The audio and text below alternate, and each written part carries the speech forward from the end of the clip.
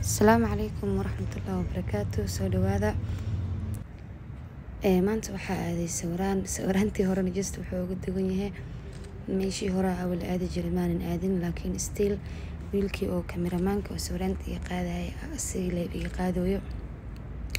Like this time waxaa qaatay 3 dhar asaga wuxuu jecel yahay ninkani wax nadiif inuu ka qaado, wuxuu ku dhahaa hadda ugu badato 2 dhar soo qaado. So marka dhar mix waaye 3 dhar qaatay. Aniga maanan rabin dhar zaaid u badan iyo wax saas maanan rabin. So marka just because waxaa soo dhow horta maxaa la dhahaa maalinteena haddaan nahay dagoodiyo. So marka waxaa soo qaatay diraca calankeyga iyo maxaa la dhahaa fanaanadan iyo surwaalkan iyo saarigiisa aragtaanba intaas iga badneed. So maanta waxaa go'aansaday 3daas inaan ku galo maxaa la dhahaa video sawiraanta ka wada videogana just waxaa isaga sameeyay YouTube ahaan.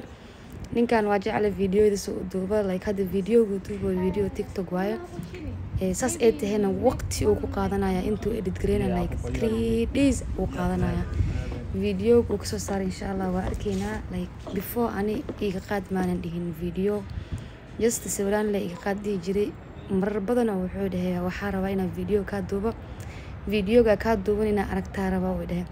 So marka hadda sawiraantii hadda ku dhex jirnaa, but bilawga videoga wuxuu iga duubay intuu sawiraanta iga qaadin video ayuu iga duubay. insha Allah videogaasna waa arki doonaa barteeda TikTok soo dhigi doonaa, oo waad arki doontaan videoga duubo marar badan oo ii bootay aan aragna wuxuu duubay insha Allah hadduu Ilaahay yiraahdo. Hello guys, we are doing photo shoot for Hafsa Queen. Yes, I'm her photographer for today. Yeah, we are preparing so that we can start at this place, this venue in Kingfisher Nest. Yes. هذا الوالدين دمي. So marka waxaa sameeynaa photo shooting wiilka mar walba ii sameeyo waayo dadku hadalkiisa aan fahmin.